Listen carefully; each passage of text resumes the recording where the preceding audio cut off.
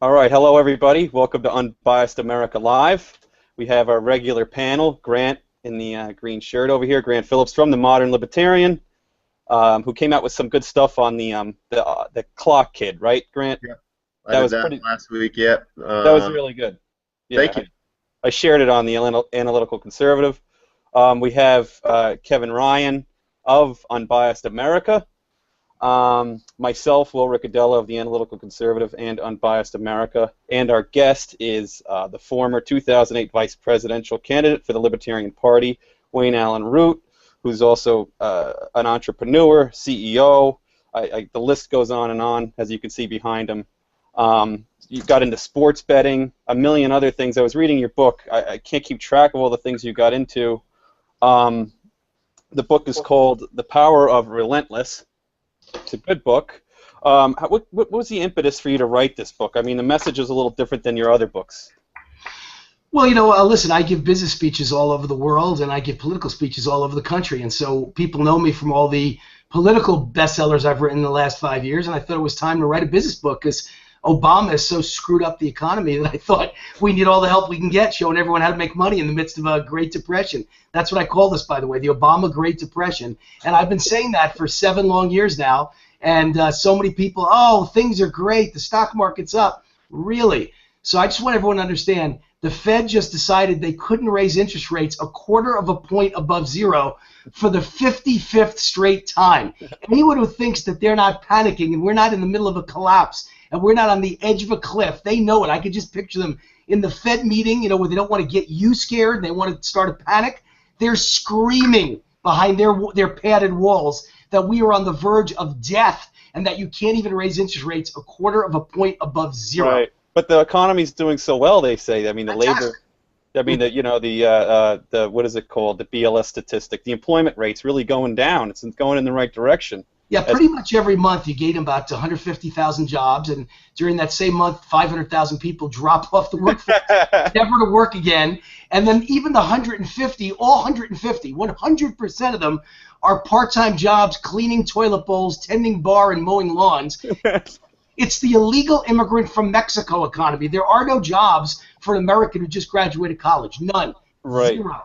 And I hear, and to that point, and which might piss a couple people off, a lot of these STEM jobs that they're talking about, they're even giving visas for people from other countries to take these STEM jobs, while the unemployment rate for American citizens in the STEM field is at 30%.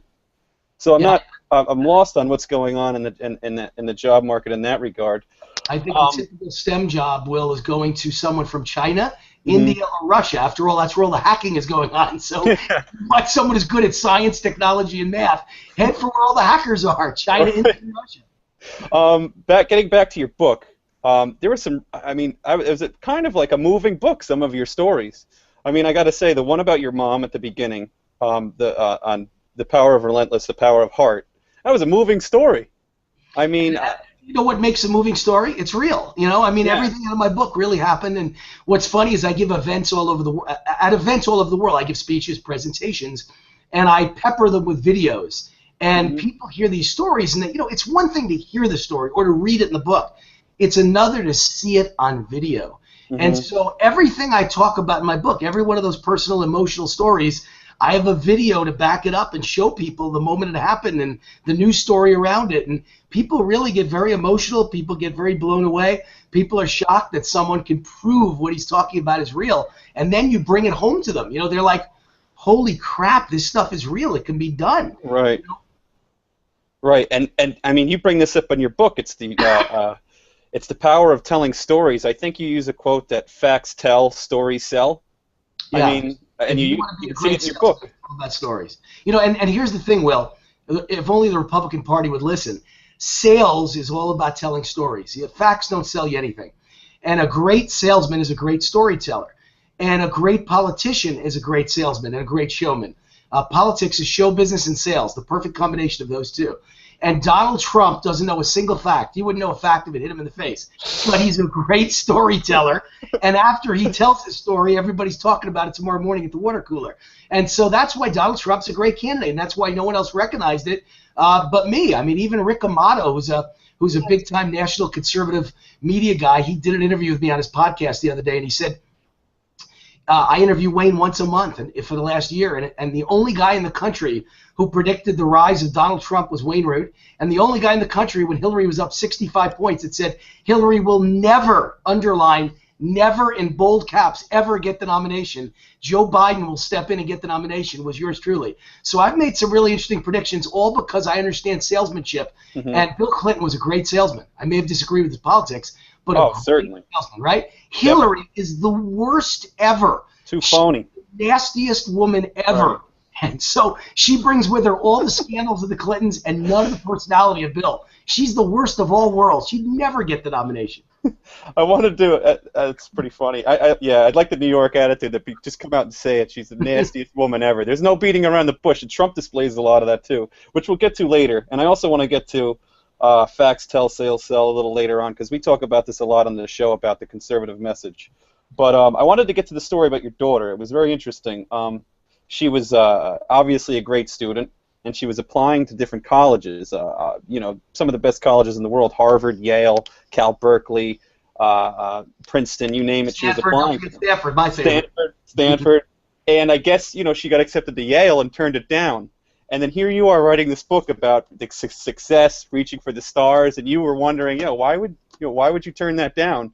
And she actually kind of taught you a lesson and said, look, I want to go to Harvard. I don't want Yale. And it kind of woke you up. That was a really good story. Well, don't forget, the moral to that story was that I said to her, "Are you out of your freaking mind? Right."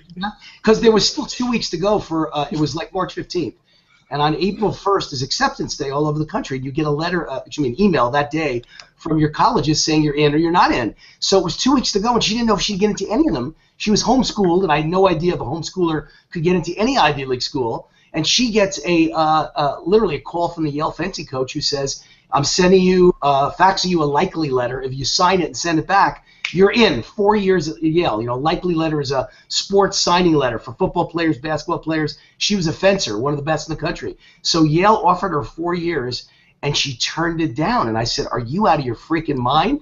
And she said, Dad, don't I attend your events? And you're always telling people to aim for number one and don't ever accept anything less than number one. And Harvard is my number one choice. I'm going to wait. And I said, but they may say no, and then you've got nothing. And she waited, and 2 weeks later, 12 for 12 at all the best colleges in America, including the two I'd hoped for from the day she was born, Harvard and Stanford. And so she accepted Harvard, graduated last year, magna cum laude from Harvard University, and she's beautiful. Wow. And just got accepted for 2 years, full ride, full scholarship, 2-year master's degree in government and economics at the University of Hamburg in Germany, leaves for Germany in 2 weeks. She's a real bright kid. Wow, I could barely get through undergrad poli-sci classes at Cal State Long Beach. Forget about that. Listen, you and I both. I'm no student. I'm no intellectual, believe me. You went to Columbia. You graduated from Columbia. I did, but I spent my 4 years at Columbia chasing beautiful women in Manhattan and gambling on football games with them. So well, I was no great student, trust me. I don't think it hurt you. Yeah. Listen, the only thing college is for, in my opinion, is getting that sheepskin to hang behind your head for the rest of your life. It opens doors, and once you get in the door, it's up to you whether you're talented, whether you're successful, whether you're personable, whether you're a winner or not. But you don't learn anything in college that helps you in the real world. And by the way, based on the Pope's visit to Cuba and America, I don't think the Pope knows anything either. You know what makes you successful and smart? Get out in the real world and earn a paycheck. A priest can talk about religion, that's great. Talk about morality, that's great. Talk about your Catholicism, that's great. As soon as priests stray to economics and capitalism and income redistribution and climate change, they've lost me. So this idea that an intellectual knows anything about money is now destroyed with everyone at Harvard, all the professors, all the great thinkers like Obama, and now the Pope. They all prove intellectual firepower has nothing to do with understanding how to create jobs and create a good economy in the real world. Right, I agree with that. And I want to move on to, I want to get into a little bit of politics here now, and I want to get to a line that you wrote in your book, which I found really, really good, and I don't know why anyone else hasn't said it yet. It's, you were talking about Israel and foreign policy, and Kevin just actually did a piece on this on Unbiased America on the inspections, but this has to do with it. You wrote, my recommendation to Israel's enemies, you were far better off studying the Jewish people and emulating them than fighting with them, because you'll never win. No one in history has ever defeated the Jewish people, and no one ever will. I found that quote fairly profound, and I've been studying a little bit of Thomas Sowell and his take on the economics of immigration and different groups of people and how they perform. and then through culture they obtain human capital. And the Jews, wherever you watch the Jews, the Ottoman Empire, the United States of America, the Jews in Europe have always been successful wherever they've been. So you bring up a very profound point that rather than hating them, perhaps you should study their culture and how they are able to obtain this human capital in order to succeed. But let's get to also, not only are they a successful country, they're surrounded by people that hate them, that actually want to wipe them off the face of the earth. I don't understand. You went down this list of a myriad things that they do great in business, which I found somewhat shocking because I figured they have more of a socialistic economy. Can you explain kind of how Israel does so well in the business world and venture capital? Yeah, actually, the three nations that lead the world in venture capital, not per capita, Will, pure dollars, number one in the world, of course, United States, no shock. Where's all the money in the world get invested? The United States. Number two, China. Where's all the money in the last 10 years get invested? China. And number three, Israel, a nation of 6 million people. It's absolutely amazing. And I think it just points to the fact that Jews are relentless and resilient and persistent and determined and tenacious. They're all the things that make up my book, The Power of Relentless. And that's why I think the key chapter in the book is about the Jewish people and how, you know, when you set fire to steel, it forges iron and it makes you super strong, you know. And I think that's what's happened over the years. The Jewish people is they've been attacked, they've been persecuted, they've been targeted, they've been raped, they've been enslaved, they've been murdered. You name robbed, you name the thing that's happened to them, and they've come out the other end mentally the strongest people in the world. I would argue in Israel, physically the strongest people in the world, pound for pound. The Israeli army, I believe, per capita is the strongest army in the world. You can't beat them. And so I think the Israeli people are a great symbol of what happens when you're not afraid to ask, and you're not afraid to sell, and you're not afraid to go into business, and you're not afraid to risk $100,000 or $1 million on your business, because all of that seems like child's play compared to running for your life from Adolf Hitler, you know, or from the Roman Empire, from being a slave. So I think sales starts to be an easy thing. Asking someone for $1 million on a business deal is no big deal when you're more worried about being murdered. And so the Jewish people got good at it. And before someone tells me, well, but I'm not Jewish, I can't do that, Wayne, I say, really? Well, look at China. China is trying specifically to emulate the Jewish people. A couple of years ago, of the 10 best-selling business books in China, 6 of them were How to Be Rich Like a Jew, How to Be Successful Like a Jew, How to Run a Business Like a Jew, Jewish Wisdom for the Ages. Those are the 6 most successful books in China. And so they're studying successful people. So my message to the Muslims of the world is, you know, if you can't beat them, join them. Right. All of you, stop attacking Jews and worrying about festering on Jews, and start reading up on them and learning how to be a little more successful in life. And pretty soon, there's no reason to be so angry anymore because you're making enough money. You don't have to protest. You don't have to kill. You don't have to be a terrorist. You know, the whole key to life is earn a living. And when you earn a living, you have no interest in killing anybody. Yeah, the other thing about your book and the aforementioned facts about the book sales in China is in your book also. There's a lot of facts in here, too, that are very interesting to go along with your overall premises. And I like how you worked it all in. It was just well written. It was a page turner. I didn't want to stop reading it. I was in class today reading it again, you know, and much to the dismay of my teacher, who I generally argue with. He's a postmodern liberal, and he was wondering why I wasn't arguing with him in class today. And he saw I had your book under the desk, and he wasn't so happy. You can't get too mad because it's a business book. It's not a conservative book. Yeah, that's true. A political book, so. I want to get on to the Iran deal. We had Alan West on, and much to Libertarian chagrin, I disagree. I think the deal is awful. I don't know. I can't find anything good about the deal. I'm lost as where Libertarians find the deal. And you today, Kevin, came out with a piece on their inspections and their inspection process. And part of it is that they're actually doing their own inspections. Can you explain the work you did today? Yeah. Well, the story came out today saying that there's a military base in northern Iran that people have wanted to get into to check out since 2003, and they finally, under the terms of the agreement, got in there today. And this is how it worked. It wasn't today. It was last week. This is how it worked. They got into the plant, and it had been completely changed. All the equipment was gone, because, of course, Iran knew that the inspectors were coming. So several buildings had been demolished, wiped off the entire complex, and there was evidence of heavy machinery all over the place, and there was no equipment in any of the buildings. So So of course the inspectors then at that point say, all right, well let's get some samples of the area so we can test them and decide whether or not there was ever any enrichment activity or any sort of illicit activity here. And what they had to do under the terms of the agreement was actually leave the facility, and the Iranians collected the samples themselves. Now, the one thing in defense of the inspectors that I'll say is they claimed that they were able to watch on closed circuit the actual collection of the samples, but they were not there, and the Iranian government made it very clear in announcing that fact afterwards that these samples were collected by Iranians themselves and then turned over to the inspectors. So who knows if they were real samples or not, but the fact is they knew that they were going to have to collect samples. They knew that the inspectors were coming a long time ago. They cleaned this place up, and it looks like going forward, that's the way the inspections are going to work. Okay, I want to get Grant in here. Grant, who is far more libertarian, I think, in his philosophical approach than I, but far more pragmatic than most libertarians. And I want to get your view on the Iranian deal from a libertarian perspective, and what you've written at the Modern Libertarian, or the work that you've done. What is it that libertarians see about the deal? Is it basically that the United States has a lot to blame for should take some of the blame for the way Iran acts, or the destabilization of the Middle East? Yeah, I think that's definitely why it's at least more acceptable in the libertarian circle, at least for when I see. But for me, I'm not really for it or against it.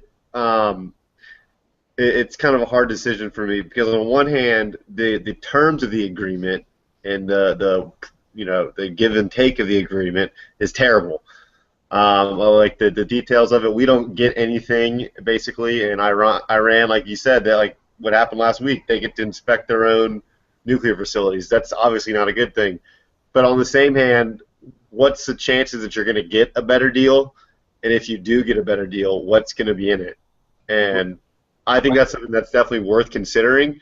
But at the same token, I do agree that our own actions in the Middle East have caused, maybe not recently for Iran, but at least in the last, like in the modern era, has been just complete instability on the Middle East. And I mean, I think we do have a large amount of blame to accept. Okay, so you're struggling with the dichotomy here between this is a business deal, like if you're looking at it purely from a deal standpoint, and then the intertemporal foreign policy between the United States and the Middle East. It's definitely a loss for Obama, but I don't think it's either a loss or a gain for our foreign policy in general.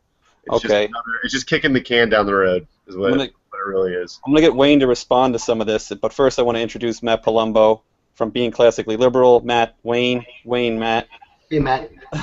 Also, go ahead. Wayne has a book called The Conscience of a Libertarian, and I think he can make a nice addition to his bookshelf with this. So, got my book plug in already. There you go. Mine, thank you very much. I appreciate it. But listen, I am libertarian on most social issues. I think government should stay out of the bedroom and stop bothering people's lives in the bedroom and the boardroom. But where I'm not that libertarian is when it comes to the Iran treaty. I'm actually the opposite of libertarian. Look, my dad was in World War II. My dad fought at Okinawa, which was probably the worst battle in the history of World War II, the most deadly battle, pound for pound. And then once they won it, the next step was the invasion of Japan. And he was waiting for the invasion of Japan, where he could have gone, and I wouldn't exist today. He would have been killed. The estimates were 1 million Americans would be killed invading Japan. Mm-hmm. So dropping 2 atomic bombs on Hiroshima and Nagasaki, as horrible as it was, saved 1 million American lives. And that's where I look at this Iran treaty, and I don't understand libertarian thinking at all. It's absurd. Well, the idea that, we should never have war, well, great, that's a great ideal, but it's not the way the world works. To prevent war, it's peace through strength. Iran only understands one thing, and that's that we're going to wipe them off the face of the earth. As soon as they realize that we're a bunch of idiots and nincompoops like Barack Obama, Iran laughs at us. Do you know what they're saying behind our back right now? Do you have any idea what they're saying about Barack Obama? Well, I'll assume this is a family show, so I won't tell you what the words they're using about Obama, but the reality is the words Putin uses about Obama, the words the Chinese leaders use about Obama, and the words the Iranian leaders if they spoke on the phone, it would be the definition of human, non-human language, filthy language, and racism combined. Okay, they think he's an idiot. They think he's a fool. They think our country's a fool. And as a businessman, a bad deal is worse than no deal. You're better off doing no deal at all. Well, Wayne, the thing is, they draw this dichotomy again between, oh, it's either this deal or war. What? I don't understand that. I never said anything about war. Matter of fact, I don't say war. I just say that there's no deal here. This deal's horrible. It's a worse deal than no deal. It makes us look like idiots. And here's the thing: we didn't even ask for the 4 American prisoners back. This is a joke. This is an absolute travesty, and it leads me to believe once again. I'm not going to be one of those guys who's going to tell you I think Obama's a Muslim. I think Obama's a Christian. I think he's the worst Christian in the history of the world. I think he's a Muslim sympathizer. I think his sympathies lie with helping Muslims take over the world. No matter whether he's a Muslim or not, his goal must be Muslims taking over the world, because everything he's done his entire presidency has helped Muslims all over the world and screwed over Christians all over the world. Well, this guy is the worst Christian ever lived. Just to that point, let me bring up when he supported Mohammed Morsi and the Muslim Brotherhood in Egypt over supporting Mubarak, and then you have this al-Sisi in there who seems to be, for all intents and purposes, a really good man who's standing up against radical Islam, and I don't hear the president saying a word about it. Although I don't know if I'd go so far as to say a good man. I don't know if there may not be any good men in the Middle East. They're more pro-American than any Muslim Brotherhood would ever be. They're probably killers, and they're probably, obviously they don't believe in freedom of speech, and they'll put you in jail for the wrong freedom of speech. I get that, but certainly they're much more pro-American, just as Mubarak was. And I say, the enemy that's closer to me is a better enemy than the enemy that hates me. Exactly. And so Mubarak was a bad guy, but he was our bad guy, and Morsi is a bad guy, but he's our bad guy. Whereas the Muslim Brotherhood, they supported the Nazis in World War II. Does that give you some idea of what you're dealing with? Right, and and then they out of the Muslim Brotherhood, you got Hamas. So and Hezbollah. Don't forget Hezbollah. Don't ignore Hezbollah. Sure. Moving on, I want to get into some of the political field. Certainly, before we get into Trump, I want to bring up one of the issues that Trump really brought up and that we talk about a lot here, which is immigration. And was it last week, guys, that we had Tom Woods on? No, it was 2 weeks ago. We had Tom Woods on here, who is a dyed-in-the-wool libertarian. I'm sure you've heard of him. And he came on here, and he really, rather than giving the hardline libertarian standpoint, he kind of agreed, I think, Kevin, you would agree, with our standpoint, that just allowing people to come in across the border, we don't know who's coming here. A lot of them tend to collect welfare. There's really not, in my opinion, there's really not, as insofar as it relates to labor resource allocation, when you have price controls, insofar as it relates to the minimum wage, that this labor isn't really going to help anybody out in the long run, and that welfare really prices them out of the market, and the incentives to have a kid here is one of the problems. Where do you stand on immigration, and do you toe the libertarian viewpoint, or do you think you're a bit more pragmatic in that respect, Wayne? You're asking me? Well, yeah. Listen, I left the Libertarian Party, went back to the GOP for only 3 reasons. Number one was that I realized that it was fruitless. You need a seat at the table of power in order to change the world and make things happen. And libertarians will never get elected because it's not a third-party country. We're a 2-party system. So I realized without getting elected, there's no point in fighting and wasting your energy. So I left for reason number one, because I want a seat at the table of power and I want to change the world. Libertarians can't do that. I'm sorry to say. It's not their fault. The system is bad. Would you advise other libertarians to do that too? I never make a judgment for others. I never want to say that. I have a lot of friends in the LP right now, and I don't want them to believe I'm urging people to leave the LP. You have to make your own decision. But that was the first reason I left. But the next 2 were libertarians are right on so many things, almost everything I agree with them on, except for 2. One is immigration and the border, and the other one is the Muslim issue. And I'm a big pro-Israel guy. And I believe that radical Muslims are the root of all problems in the world, and they're a disaster. We're going to have a war one of these days. It's going to be called World War III, and you better choose a side. It's going to be Christians and Jews against Muslims. And it's happening, and it's happening every day. And so libertarians don't get that at all, and they're on the wrong side. And on immigration, they are really on the wrong side. They're missing the boat. Because, of course, we should have a free movement of labor. Of course, in a wonderful, ideal world, that would be great. How about in a world where America is this greatest country in the world and the greatest economy in the world, and the entire world of freeloaders wants to come here and suck off our system and destroy us all and bankrupt us all. I mean, why not let in 600 million people? If the libertarian idea works, then theoretically, how about 6 billion? How about America goes from 300 million to 6 billion 300 million, and we let in everyone in the whole world who wants a free ride, a free education, and free healthcare. And then America's done, and I'm moving to the Cayman Islands. So it doesn't work. In theory, yeah. In reality, it can never work to have a border that's open and no wall there. There's got to be a wall and guards figuring out who's coming in and why they're coming in. Before I get the panel to ask you some questions, do you get a ton of blowback from libertarians, perhaps in social media or via email or however, from a lot of your viewpoints? I get blowback from everyone. Will I get blowback from liberals. I get blowback from socialists and Marxists. I get blowback from libertarians. And here's the worst one of all: I get lots of blowback from rhino establishment. Oh yeah. So they don't agree with me either. Who cares? I look at public opinion polls, and by the way, I don't base any of my views on polls. I believe what I believe. Then I go look at the poll and see how many people agree with me. I don't change my view for them. I'm not a typical politician who sticks his finger in the air. And guess what? I'm in the majority on almost every single issue. Name an issue, and the majority of Americans is got the same view as me. So I don't know. For a guy who gets attacked by libertarians, by establishment Republicans, and by liberals, I don't know. I seem to be in the majority. Yeah, you seem to be doing something right. I think all of us on this panel here get attacked by all the same people. So even Grant, I know, gets attacked by libertarians for sure. Libertarians live to attack others, so don't worry about it. That was the other thing about the Libertarian Party. It was just ridiculous. I actually said out loud, at a major Libertarian event, do you people eat your young? I mean, I've never seen a group of people like this.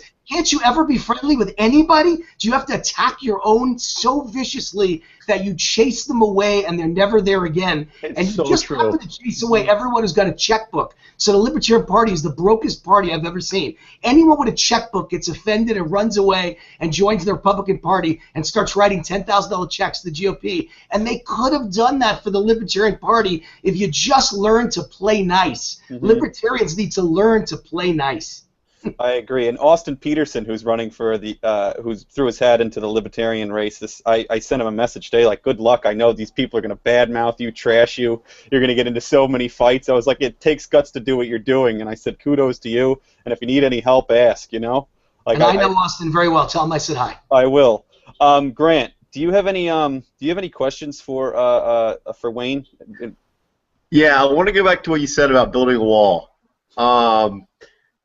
This is how I view it. I'm sure that you agree with me that the government can't really do anything competently, from issuing driver's licenses to running the Medicare system. Correct. So when I hear you say, let's build a wall, I'm imagining the federal government mobilizing union labor and God knows how many of their own self-imposed regulations along with it to build this wall. And then I'm thinking the cost to maintain that wall and man that wall for decades to come, and I don't really see how that financially makes sense, how that plays out. Now, is that a cost benefit for you to think of?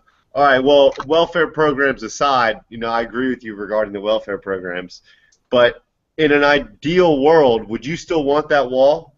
If there was no welfare state the way we have it now, do you think that it would still be necessary to do that? Well, I mean, my first fear is certainly that we're going bankrupt, and that wall, the lack of a wall and the lack of anything at that border, it's completely open and lawless, is allowing massive amounts of illegals to come in who want welfare, massive amounts of drugs to come in, and massive amounts of terrorists to come in. So it's all three of those.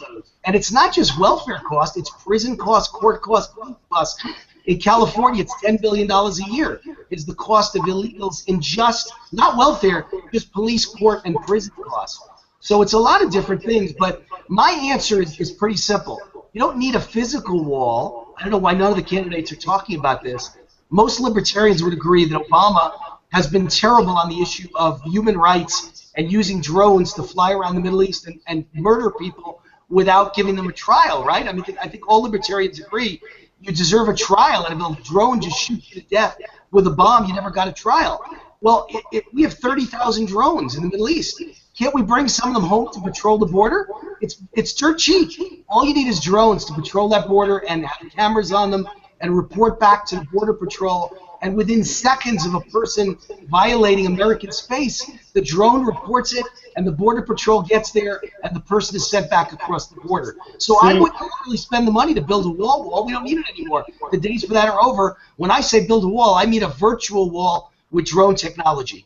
Now, see, my response to that as a libertarian is immediately I hear government overreach. I mean, I'm thinking civil liberties violations. I mean, if they have some sort of drone program software that can track immigrants from the sky, I mean, how long is it before they start using that domestically? I mean, they already don't care about the Fourth Amendment whatsoever, so what's to prevent that overreach? And when we get to this kind, I see the snowball effect happening, you know? My answer, this is Grant, right, Grant? Yeah, yeah. Yeah, my answer, Grant, is that they are already using it against us. First of all, I know the Obama administration hates my guts. I'm one of his biggest critics in the country. I've done 8,000 media interviews in the last 7 years, 8,000 plus in 7 years. All of them where I rip Obama to shreds. He sicked the IRS on me and tried to destroy me. It was the worst attack my accountants or law firms had ever seen in their lives. There's no question Obama hates my guts. So I just assume at this moment, every word I say, every word I type on email, every text, every phone call, every cell phone, everything I do is being tracked and being watched. And I know that, and I'm careful what I say. The government's using all the technology against us now anyway, so why are you worried about them using it against a bunch of foreigners whose only goal is to come to America, replace American labor, and take American welfare checks, stick their kids in American schools and ruin our schools, make the #1 expense at schools English as a second language, get free lunches and breakfast at school because they can't even manage to make their kids breakfast or lunch. They think that's government's responsibility. Free health care. They're bankrupting America. See, so I'm a libertarian, but I'm a pro-American libertarian. I don't give a crap about the rest of the world. If I'm president, my only job is protecting America and Americans, and the rest of the world, they don't bother me much. My job is to worry about their civil rights. My job's only to worry about your civil rights, Grant. I do care about yours. I care about Will's. I care about mine and my kids. I don't care about a Mexican crossing a border. That's his problem. I'd have to be careful what I do to them, but I certainly would like to protect ours. Right. And just in response to Grant's initial question about and Trump's getting bashed for this, talking about building a wall. Well, we can look at Israel for a blueprint for that. They built a wall, and it worked. It was a major success. I think that the suicide bombing went down 99%. Correct. So, no, that works. There's no question. You can keep people out with a wall. It's a fact. And I think it's a virtual wall. But if you are going to build a wall, going back to Grant's question, how expensive it is, I would use prison labor and illegal aliens to build it. So it wouldn't cost that much anyway. Right. I wouldn't hire union labor. But yeah, the federal government isn't competent. Dispense this duty to the states on the border, and they'll do it. Trust me, they'll do it. Arizona would have done it, but the federal government taxed them. But I agree with Grant and all libertarians that the government is very bad at everything it does. Everything. It's incompetent. Doesn't know what it's doing. How about the fact that today it came out 6.5 million IDs have been stolen. You know, basically your information, your Social Security number from the government. It's now up to 6.5 million. Now, if I was a private sector CEO like Target, and I announced that there was a breach of all the credit cards in my system, first of all, my stock price gets cut by 90%, so I lose my whole net worth as the CEO of the company. Then I have massive shareholder lawsuits. Then I have consumer organizations and consumer commissions for the government coming after me. I might even face criminal prosecution. My life is ruined. But when the government allows hackers to steal 6 million IDs, guess what will happen to the government officials responsible? Nothing. Nothing. Yep. Exactly. Kevin. There's actually a really great piece up on the latest right now about the cost of cybersecurity. The federal government, they're ages behind their cybersecurity, and it actually costs taxpayers like billions a year because they get all these little cyber attacks that I didn't know happened like all the time. Well, look at the website for Obamacare, Grant. They just all the time. What did they spend $1 billion on building and then fixing a broken website? And I mean, nobody in the history of the world has ever spent $1 billion on a website. It's the most ludicrous number ever. And who did the money go to, by the way? It went to Michelle Obama's Princeton black alumni classmate. And I don't mean that I'm commenting on her being black. I mean, that was the name of the organization they belonged to together, the Princeton Black Alumni Association. That was her classmate, and she gave the money to her foreign company. I mean, if you were a Republican, you couldn't get away with any of this. You know what that's called? That's called fraud. You're giving taxpayer money, $1 billion, to a foreign company. There's no one in America that could have built the website. You got overcharged. Then it was built wrong. It was broken for the first day. And then you gave it to your classmate? That's called fraud, man. That's called bribery. I want to get to Kevin now. Kevin, do you have any questions for? Oh yeah. You know, I think, Wayne, of all the people we've had on the show, I have more questions for you than any of them. You have your fingers in so many different pies, and there's so much I can talk to you about. But I have a couple that I really want to hear about. A while ago, a friend of mine told me something that has stood the test of time, and this relates to Donald Trump. He said, if you look at the general election, the person who wins is always the one that you'd rather sit down and have a drink with. And ever since he said that, I've paid attention to the general elections, and it's basically been true every time. I mean, I think Donald Trump is that person. I don't know if he's going to make it to the general election, but I certainly know if he does, he's the person I think we'd all want to sit down and have a drink with. And he's definitely the most interesting candidate out there. And I know that you have, that you guys have a good relationship, and I just want to get your take on Don and whether you think he's got a shot to win this election, and how is he doing what he's doing right? How is he getting away with a lot of things he's getting away with? Well, I think the reason he's getting away with it, Kevin, is for the reasons I pointed out back in April when he didn't declare until June, and in April was when I first met Donald. He sent me an email telling me he loved the article I wrote about him. I wrote an article that called him the Bulworth of 2016. And if you remember the movie Bulworth, it was Warren Beatty in 1998. Yeah. I'm dating myself now, 1998. And Warren Beatty played a Democratic, ironically, Democrat U.S. Senator from California who was suicidal. So he no longer cared what he said. So he just said whatever the hell he wanted to, and he won the election. He offended everyone. You know, he was in a black church, and they said, how come you don't care about us once the election's over? And he said, because you're poor. And if you don't give me money, I don't give a crap about you. And you think they hate him, and they loved him. They gave him a standing ovation because he was the first guy who ever walked in their church and told them the truth. And I said, if we could ever get someone like that, I think he'd win the election. And the only other person I know like that is me. I always say whatever is on my mind, and that's probably how I went from a nobody who'd never run for office to a guy who won the Libertarian vice presidential nomination on my first try in politics. I just say whatever's on my mind. I tell the truth. I'm honest.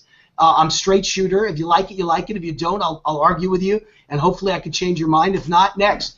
And Donald is that kind of guy, and I thought he'd be great, and I was right. Except I underplayed it. He's like Bulworth on steroids. He's Bulworth times 10. Even I never imagined you could get away with the things he said about Megyn Kelly and John McCain, and the list is long. There's been so many of them. It's unbelievable. And Carly Fiorina, that face. I mean, it's kind of amazing. I keep telling him not to do that. You don't need to do that. You need to be honest about the issues. You don't need to be honest about someone's face. You don't need to crack on a woman's face. There's no reason to do that, and there's no reason to make enemies with Fox News. But I think he realizes that it's TMZ Nation. And what I mean by that is TMZ, the gossip website. You know, the more outrageous and controversial you are in America today, the more people tune in and they talk about you, and then you become famous just for being famous. And Donald Trump is the representation of that, and I guess he gets it. He's even a step further than me. I was proud. I predicted how he'd do it, but even I didn't realize you could crack on someone's face, and instead of going down the polls, go up. I mean, I didn't realize you could do that. But Donald's got it all down, man. It's all about celebrity, and it's all about being controversial, and it works. And so more power to him. As long as all that other stuff that I don't like and I don't care about, as long as that gets him elected, and then once he's elected, he's a man of the people and he does the right thing, saves the American economy and saves capitalism, then I say go ahead and crack on Carly's face. I don't care. Kevin, go ahead. I'm sure you have more questions. I do. I have one more question. You talked about your daughter, who is an incredible scholar and has been very successful. She was homeschooled, and I've done some research and some articles about homeschooling, and they certainly, I think that homeschooled students rise to the top. What is it about homeschooling, in your opinion, that produces great talent, great students? I mean, you obviously produced one of the the great homeschooled students in America. And a real libertarian, much more of a pure libertarian than I am, much more like many of you that I'm talking to right now. I mean, she just spent the summer as an intern at the Cato Institute in Washington, D.C., and she's a real libertarian. She's a great girl, and I'm very proud that we raised her. And I think that the school systems are horrible, and they dumb down the kids. And I think when you hang out with your mom and dad, you're not being dumbed down. And I think that you are who you hang out with, and you know, if you're around your kid 9 hours a day, they'll tend to be like you. And if you're smart, they'll be smart. And if you question authority, they'll question authority. And if you send them to somewhere else 9 hours a day, where all the people, not only the teachers, but all the students, everyone they're hanging out with, their whole thing in life is they've been so banged down by life. You know, by the time you take a job as a teacher, you've been so banged down by life. Maybe you tried 5 other careers, they didn't work, and now you became a teacher and you're accepting $30,000 a year, and you've got all kinds of bosses telling you what to do. You've got your principal, you got your division head, you've got your board of elections supervisor. You take orders all day long, and you can't say, you're never your own person in that classroom. So how could you teach kids to be their own person and to question authority when you don't question authority? Teachers don't question authority. They're Democrats. They don't know anything about questioning authority. They go along with whatever government wants. So your kids aren't learning from anybody that's ever going to teach them how to be a leader instead of how to be a follower. The only thing you learn in a public school is how to say, would you like ketchup and salt with that French fries and that shake, sir? I know I'm harsh, but that's what they're turning out. That's the reality, is order takers. And I don't want any of my kids to ever be an order taker. And so I've taught my kids to be leaders and to ask questions and to question authority. And the result is, you know, sometimes I don't even like the result. My daughter, who's brilliant, much smarter than me, much more libertarian than me, she's always questioning me and telling me what I'm saying is wrong. But it goes along with creating a good adult who will be a good citizen and a good American, I think. You know, Wayne, playing off the would you like salt or ketchup with those fries comment, I did actually have a history professor who taught us all once how to order a cheesesteak at Pat's in Philly. So we did learn more than just the fries and ketchup. I'm really proud that he was into it. Yeah. That was great. He was very influential. Maddie, do you have any questions for Wayne? I always say it's the friends. I'm sorry, go ahead, Wayne. Yeah, go ahead. I was just saying it's the friends you keep in life. That it's not just the teacher's fault. It's the friends you keep in life that determine how successful you'll be. And you don't meet a lot of great people at school, you know? A lot of times you meet people who do drugs and who drink too much and who get pregnant at the age of 15. And you learn a lot of bad habits at school. And when my kids are in my house, they're not learning any bad habits. They're being supervised by me and my wife, so they're learning good habits. So all of those things play into it, you know, how you create good kids and why homeschooling works. And last but not least, I was also going to mention, I think education all comes down to 2 parents that give a damn, a mom and a dad that really care. And I think in public schools you have a lot of kids that don't have a mom and dad in the school. They don't have it. But in homeschooling, it's always a mom and dad at home together. So it works. That's it. I think that's the reason homeschooling works. Okay. I want to get to a little bit more on Trump. And we talked about this a bit off air. I think, you know, where we grew up, you grew up an hour and 20 minutes from where I grew up, if that. I think it's yeah. I'll give me 1 sec, Matt, and I'll get you into this. It's that New York kind of like where you grew up, where my mother asked me, "Hey, what do you think about this?" And I couldn't. I think in New York you can't really beat around the bush. They want an answer. Or what do you feel about this? And if you try to evade the question, everyone's looking at you. You know, why is this guy? You answer the question when somebody asks you something, you know. And I think Trump and you have that a lot, where you're just you're answering the question directly, what you're thinking, and a lot of people may be thinking the same thing. And these people that are thinking the same thing will sometimes criticize you for coming out and saying it. And I think Trump gets a lot of blowback that way. And I think people generally from New York, and I've been all over the country, generally 50% of the people will really like that, and the other 50% will really hate that. Yeah, I still don't know how Hillary was a senator from New York. Well, I could see that. No, New York's very liberal. It's very liberal. She was elected because she had a famous name. By the way, celebrity sells, and name recognition is everything, brand name. And Clinton is a huge name, so she became the senator on the strength of her name, and a very liberal state and a very majority state, which means it leans Democrats. I mean, for all those reasons, Republicans have a hard time getting elected in either California or New York. But I wanted to add, Will, that New Yorkers aren't just people that learn to tell the truth and tell it like it is. we're also people that understand that someone's pissing on you and they say it's raining. It's not really raining. And Barack Obama is pissing on the United States of America and all people that earn money and all people that work hard and have work ethic. And it's not raining, folks. This isn't a thunderstorm. It's Barack Obama, and he's insulting every one of us. As an example, you didn't build that. The single most insulting thing ever said in the history of American politics, and the media let him get away with it and made it like it was no big deal. The IRS attack, going after critics of the president. Richard Nixon did it to a few people. He was hounded out of office. Right. Obama did it to steal the entire 2012 election. Went after every Tea Party group, every conservative group, every pro-gun group, every pro-Israel group, every pro-Constitution group, and specific critics like me tried to ruin our lives. Barack Obama, I hope you're watching, Barack, he should be in a jail cell. So do I. Until he's in a jail cell. Me too. I agree with you. I do hope he's watching. We're going to try to get him on. Yeah. my guess is he's not watching, but Valerie Jarrett is watching. She's watching everything. That would be good for the NSA is watching. Maddie, you wanted to ask a question. Go ahead. Yeah, I think I saw you on Stossel a while ago, and you were talking. I think you were talking about your book, The Murder of the Middle Class, and I think you cited the stat that since the 70s, wages have stagnated despite productivity increases, and I guess I kind of thought it was interesting because it's usually I see liberals making that argument, and usually the narrative is, Reagan cut taxes, unions have declined, and those are the reasons why. I think Kevin and Will both contributed to a video that my friend Jay and I created where we were examining that claim, and basically we argued that it's only true that wages have diverged from productivity if you don't include benefits. So in other words, because healthcare costs have increased so much, people are getting a greater proportion of their income in healthcare. And also we argued that the CPI has been overestimating inflation. So we argued that there is a greater link than some people have thought there was. So I'm just kind of curious, like from a conservative or libertarian perspective, what's the story behind wage stagnation, if it were to exist? And I don't know, I usually just hear from liberals, so I was a bit confused.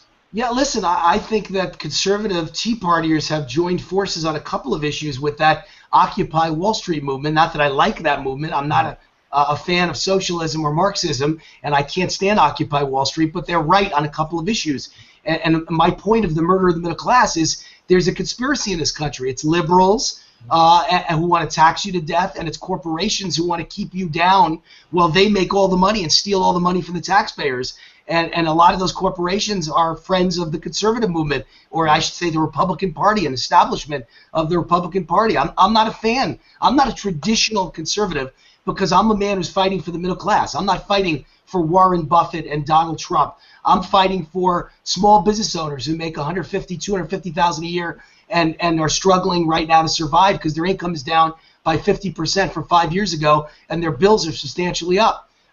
You said a minute ago, I think, correct me if I'm wrong, but you said that CPI is overestimated, inflation's overestimated. I'm not sure what you're talking about. I know the only things that matter in my life that make up the bulk of what my bills are either mortgage or rent, which are the highest they've ever been, taxes, which are the highest they've ever been in my lifetime by far, and health insurance, the highest it's ever been by far, and electric bills, the highest they've ever been by far, and grocery bills, the highest they've ever been. Meat, chicken, poultry, fish, all dramatically higher. Eggs, triple. Everything is up because of the costs of trucking it, and electricity, and bills, and taxes, and health insurance, not on you, but on the supermarket and its employees, and the trucking company, and the farmer. Everything is sky high, and all the things I just named are taken out of the inflation index so they don't register. So I think we are having horrible inflation. I think we have hyperinflation right now. I think inflation is somewhere between 10 and 12%. It is massive, and paychecks are going nowhere. I don't know how middle-class people are even surviving. I think they're living on credit cards, and they're all broke, and if God forbid there's a stock market crash and their retirement funds are wiped out, this entire country is done. And I think that's coming soon. So I think we got big problems. I know my own life, guys. I'm supposedly a wealthy guy according to Obama, but I'm certainly no Donald Trump wealthy. I'm a wealthy small businessman by those standards, and I can't keep up with the bills. The cost of college for my daughter at Harvard, and the cost of my electric bills, and the cost of my health insurance. sky high. And I just saw an article at my favorite website, zerohedge.com, and they said the cost of rent versus income is the highest it's ever been in the history of America. So to say there's no inflation, the middle class is being destroyed. It's just not true. You can't make enough money to pay all the bills, what I'm trying to say. Okay, yeah. I guess my argument's more of a technical thing. It's basically the argument is that CPI overestimates inflation relative to other inflation measurements due to substitution bias, and it might be a very small amount, maybe 0.5% a year, but cumulatively over 40, 50 years, it could cause a huge overstatement or understatement. But I guess I'll move on to the next topic. What I would argue is that CPI doesn't include any of the basic staples that make up most of a person's budget in the United States of America. Yeah. I mean, I definitely include food. It doesn't include energy costs. So it's not including the things that matter that eat up our whole budget. Okay. Yeah, I don't honestly. Admittedly, I don't know as much about like energy costs and all. Did he just get booted? But I remember called The Two Income Trap, and she was talking about how much, I guess, the cost of home ownership has gone up since the 70s. But when I looked into like home sizes, I think like the average home size has increased well over 50 or 60% since the 70s. So I think one of the reasons, at least with housing, is homes are getting bigger, so that's why housing costs more. But with respect to energy and some of the other things you listed, I'm not as sure, to be honest. So you might be right in that regard. The other thing I would say is I'm not an intellectual guy. I'm just a gut instinct guy, and I'm just telling you, everyone I know, and my friends aren't poor, and my friends really aren't middle class. My friends are graduated college and have always made $250,000 a year or more owning a business, architecture firm, law firm, medical firm, accountant, CPA, stockbroker. Those are my buddies. Own 3 restaurants, own 2 dry cleaners, own 3 gas stations. That's my crowd, and we're all in major trouble. We're dying. We're dying out here, and we're scared to death. We don't know how we're making payrolls. We don't know how we're surviving. We don't know how we're putting our kids through college 5 years from now. We don't know whether we can even live in America 5 years from now. Another Obama gets elected in 2016. It's all over. I think all of us need to leave this country. That's how bad it is. That's what all my friends are saying. That's not what Wayne Root's saying. That's what everyone I know is saying. And my group pays all the taxes. Billionaires don't even pay taxes. And billion-dollar multinational companies don't pay taxes. Well, and poor people, all they do is out of the system. But small business pays all the taxes and creates all the jobs in this country. And if you've got us all demoralized and scared and frightened and sick to our stomachs and unsure that America's America anymore, we're in big trouble. And we are. Well, we actually have a billionaire on our panel here. Kevin, do you pay taxes? I mean, look at those French doors and the size of that living room back there. A billionaire? I'm sorry. I was a billionaire 10 years ago. Oh. Can we, get up to date here? I know. Well, that is quite the living room there. I mean, look at this shack I'm in. All right. Yeah. It's not even your house. I mean, you share that with a bum, don't you? See that lamp? That doesn't even work. That's what I'm working with here. You try to turn it on, and it's like, it does a little thing where it flickers and then goes out. It's really pathetic, actually. But I wanted to also, more on Trump. I think we were talking about this off the air. But I mean, I think it's that I haven't really come out to bash Trump either, though. The other admin on my analytical conservative page has. He just despises Trump. I know other people in libertarian circles just hate Trump, and I think that's kind of why I don't want to pile on, and it makes me kind of want to defend Trump to a certain degree. Listen, Will. The first thing I heard was he'll never run, and I kept saying yes, he is, and he did. I didn't think he was. Then they said he'll never file his FEC to show how much money he's worth, and I said he will, and he did. Of course, I knew he would because he emailed me and said, I'm doing it, so I knew that was happening. Then they said he'll never compete, and I said, no, he's going to be the leader, and he is. And Do you think he knew that he was going to do this well? I knew he was going to do well. I didn't know he'd be a landslide leader. But do you think he knew? But do you think he knew? I don't think he knew either. No, I don't think anyone ever knows. I think it's all a crapshoot, and it's great. That's why entrepreneurs are risk takers. You roll the dice and you see what happens. He also didn't know he'd lose Univision, NBC, Macy's, Campers World, the PGA, NASCAR. He had no idea he was going to be hurt so badly on a business side, and I keep arguing that's good because my favorite book of all time is Think and Grow Rich by Napoleon Hill. Napoleon Hill always says the key to success is to burn the bridge behind you so there is no point of return. You've got no choice but to succeed. Donald may have gone into this as a joke to just increase his brand worth and his name, but in the end, He just burned the bridge behind him. He's got no choice but to win now because his businesses are all shattered. So Donald has to be the President of the United States. He's got nothing to go back to except play golf and retire for the rest of your life. So this is the high point of his life if he doesn't win. Man, speaking of blowback, this show is going to get an awful lot of blowback. I really love it. I do. Yeah. We ticked off a lot of libertarians. I feel good about that. You know, we are going to blow back galore. But on every issue, we got foreign policy, we got economics, really everything. But ironically, I was the Libertarian VP nominee. I know. On the presidential ticket. I defend libertarians most of the time in the media, and I'm for smaller government, and libertarians are right on most issues. I don't think they're right on immigration and the Muslim issue, and Israel. But other than that, I'm with you. And so, you know, and that's the problem with the Libertarian Party. I'm with you 80% to 90% of the time. You know what that makes me? Your friend, not your enemy. And libertarians need to get that into their psyche. Someone who's with you 80% or more is your buddy, not your enemy. That's funny because these guys could probably also agree with me. I go to conservative events, and when I'm at these conservative events, oh, that's the libertarian guy. Oh, he's a libertarian. Go to libertarian events. Oh, look, there's the conservative guy. You're too conservative. You're too libertarian. I can't win. So, I mean, I think there's an element that you're doing something right at that point. Will, you know you're me, because I get all the same things. Yeah. I think that's why we got along so well at Freedom Fest there. Yes. When we were hanging out, you were talking to the marijuana people, you know, whatever it was, and we're like, oh, you care that much about pot? How about the president circumventing Congress and just throwing checks and balances out the window? And to me, pot was never an issue. I've never smoked pot in my life. I don't care. It's a freedom issue. People have the right to smoke it. But I wasn't there speaking to them about marijuana. I was there speaking to the marijuana guy about business deals. I was trying to introduce him to people that were raising money for marijuana companies that are legally based in Colorado and Washington. Yeah. So my mind's always about business. You know, I'm with Calvin Coolidge. Business of America is business. Right. Before we wrap it up, I just want to plug some shows that are coming up. One, Politics After Dark with Rachel Mills tomorrow is it's on at 9:30 p.m. And Jeff Tucker and Scott Horton are on Eye on the Empire. That was yesterday, I think. What's today? Today's Wednesday, right? Yeah. Yesterday was Tuesday, September 22nd, so you could find that on the Liberty Me page. It was really good. Also, Grant, do you have anything else to ask Wayne before we sign off?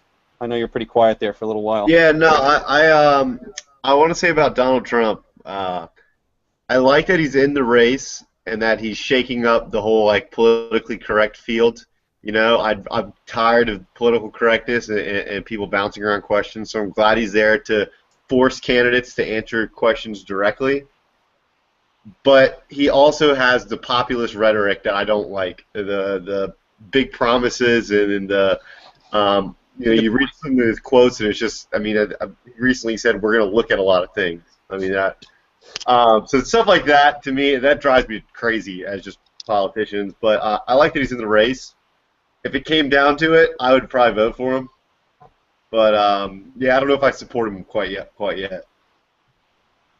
Okay, and let me just, I hate to do this, but I'm going to defend Trump there when he says we're going to look at a lot of things. And I've watched John Yoo talk about when he came up with the birthright citizenship. He obviously has constitutional scholars around him because they were, and as a student of the Constitution myself, I'm no scholar, but I study it quite in depth. He was absolutely right. And he was excoriated for that. And I saw scholars like John Yoo from Berkeley come out. That guy didn't even come close to the mark. I don't even know what he was talking about. You had Judge Napolitano come out. He was incorrect. Donald Trump got it right with the people he had around him. So when he says we're going to look at things, he has a team around him that know things. Look, I don't agree with everything he says. I don't agree with everything all the candidates say. But, I mean, to a certain degree, you got to look at some things more critically, in my opinion. I don't know. He's the only one to nail birthright citizenship out of all of them. Ted Cruz, who's a constitutional scholar who understands it, didn't necessarily bring it up or talks around it, and he's one of my favorite candidates, too. So where these guys are skirting the issue, he's attacking them head on. So in respect with that. Can I say one last point? Go ahead. I thought it was funny that, that person stood up and said Obama's a Muslim at Trump's event. And the media got so mad at Donald that he should have defended that. But nobody pointed out that the guy who defended Obama, John McCain, lost the election. That's a loser's mentality. It's not Trump's job to defend Obama, and Obama would never defend Trump. And then who does defend Obama? I thought it was perfect. Jeb Bush. Jeb Bush immediately comes out and comes to the defense of Obama. And I said, so a person in your crowd says something, and it's in Trump's crowd, and Jeb Bush apologizes. Doesn't that just sum up the entire establishment of the GOP? That's perfect. A bunch of cowards. They're a bunch of cowards. And so the one guy who doesn't apologize is my guy. Do I always agree with Trump? No. But I love a guy who doesn't feel the need to be a coward and apologize all the time. We got a real man running for president of the United States. God bless Donald Trump. And let me put a little bit of icing on that cake and ask the whole panel this question. What does Jeb Bush stand for? Does anybody know? What I don't. Do you guys know? Fascism. I don't know what the man like these commercials that Trump comes out, Wayne. I don't know if you saw them. The one about you can't sleep at night. Listen to Jeb Bush. It's hilarious. I thought what's interesting is I'm always talking about energy. You were talking about my book, right? Yeah. Sum up my book, The Power of Relentless. It's about energy, relentless energy. And Trump has it and Bush doesn't. And I thought it was funny that Trump understands that, and he was making fun of Jeb Bush's energy and saying he puts people to sleep. And that's exactly Jeb Bush's problem. It's exactly the problem of most Republicans. They put people to sleep. And you could say that about the whole establishment. What Trump's getting at is this man stands for nothing. He's up on that stage. There's no passion. He doesn't stand for any issues. He's a self-aggrandizer who wants power. He cares more about power than he does the country. I can't speak to Donald Trump's motivations. I don't really know. There's a lot I don't agree with. Some of the things he says about China economically I disagree with. A lot of the things he says about China politically I certainly agree with. But why aren't people attacking Jeb Bush as vociferously? Look at Carly Fiorina. Everyone, she's so great. Have they really looked at her record yet? You know what I mean? Believe me, they will be. She's about to get hit really hard. The last few days, I've noticed some really big media hits on her record. Just basically her whole career is getting fired as the big shot woman and getting people fired and offshored. So she's getting hit pretty hard herself. I don't know if you guys heard. She came out with her foreign policy plan, which I loved, by the way. I really liked it. And I think she came out with that yesterday at some institute. I don't know if you guys saw that. I didn't see it. It was really good. It was a Reagan-esque policy. She nailed it on foreign policy, I got to say. But Wayne, I know you got to go. We spent an hour with you. I really, really, really appreciate it. I'll be in touch, and I'll send you the link so you could share this on your Facebook page and wherever else. Let's make sure everybody knows my website where they can find all my commentaries. Go ahead. Everything I'm thinking. Rootforamerica.com. So it's like my last name, ROOT. foramerica.com or the number 4. I've got them both. So it's rootforamerica.com. All my commentaries there. All my videos are there where you can watch what I think on the big hot issues of the day. And more information about my book, The Power of Relentless, which you can get at Amazon or any fine bookstore like Barnes & Noble. And I just wish everybody a great night. Thank all you guys for interacting with me. You're all great guys, and I had a good time. Thanks. All right. Thank you very much, sir. Can they get your books? Can they find your books at your website too? Like my website explains what the book is about, and then you have a link to go to Amazon. So the place to buy it is Amazon. If the Pope attacks capitalism, I always say, hey, take a tour of Amazon. That's the greatest institution I've ever seen in my life. But one day, I want to tell people too. Right. You wrote the ultimate Obama survival guide, which was a huge success too. I did, and that was number one political book in the nation when it came out. Yep. So I've had some nice winners, but Amazon's the place to buy them all. They've taken over the whole book industry. God bless them.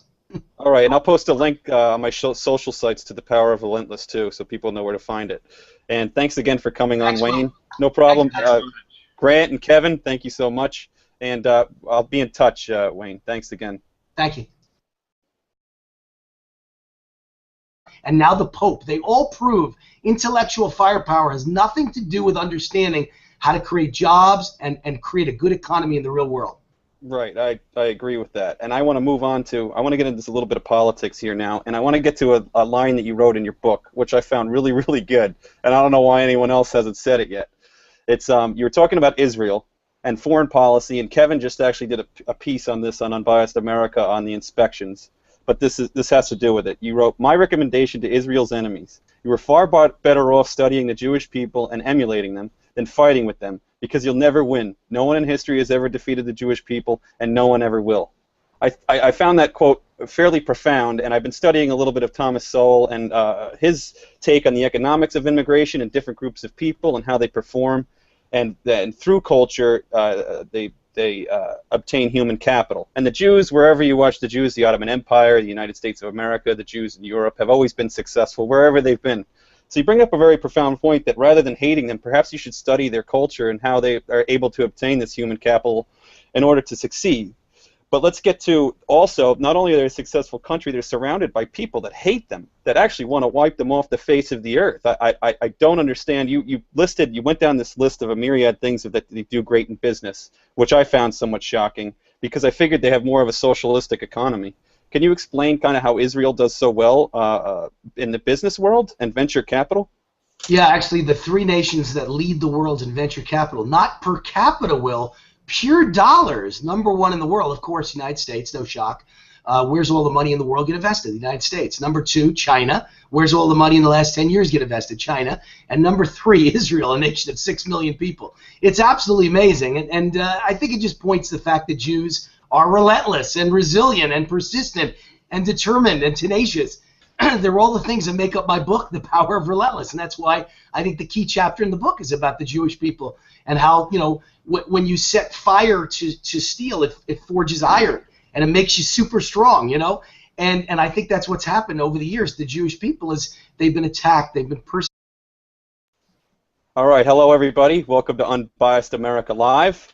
We have our regular panel, Grant in the green shirt over here, Grant Phillips from the Modern Libertarian, who came out with some good stuff on the clock kid, right, Grant? Yeah, that was pretty last week. Yeah, that was really good. Yeah, thank you. I shared it on the Analytical Conservative.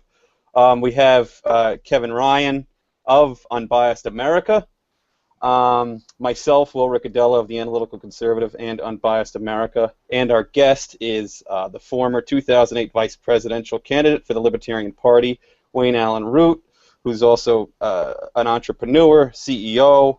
The list goes on and on, as you can see behind him. You got into sports betting, a million other things. I was reading your book. I can't keep track of all the things you got into. The book is called The Power of Relentless. It's a good book. What was the impetus for you to write this book? I mean, the message is a little different than your other books. Well, you know, listen, I give business speeches all over the world, and I give political speeches all over the country, and so people know me from all the political bestsellers I've written in the last 5 years, and I thought it was time to write a business book because Obama has so screwed up the economy that I thought we need all the help we can get, showing everyone how to make money in the midst of a Great Depression. That's what I call this, by the way, the Obama Great Depression. And I've been saying that for 7 long years now. And so many people, oh, things are great, the stock market's up. Really? So I just want everyone to understand, the Fed just decided they couldn't raise interest rates 1/4 of a point above zero for the 55th straight time. Anyone who thinks that they're not panicking and we're not in the middle of a collapse and we're not on the edge of a cliff, they know it. I could just picture them in the Fed meeting, you know, where they don't want to get you scared and they want to start a panic. They're screaming behind their padded walls that we are on the verge of death and that you can't even raise interest rates 1/4 of a point above zero. Right. But the economy's doing so well, they say. I mean, the labor.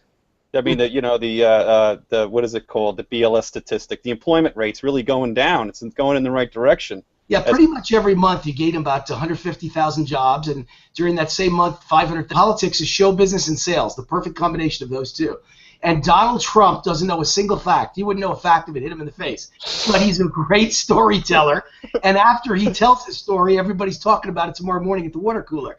And so that's why Donald Trump's a great candidate, and that's why no one else recognized it but me. I mean, even Rick Amato, who's a big-time national conservative media guy, he did an interview with me on his podcast the other day, and he said, I interview Wayne once a month for the last year, and the only guy in the country who predicted the rise of Donald Trump was Wayne Root, and the only guy in the country when Hillary was up 65 points that said Hillary will never, underline, never in bold caps, ever get the nomination. Joe Biden will step in and get the nomination, was yours truly. So I've made some really interesting predictions, all because I understand salesmanship, and Bill Clinton was a great salesman. I may have disagreed with his politics, but certainly. Salesman, right? Hillary is the worst ever. Too phony. Nastiest woman ever. Right.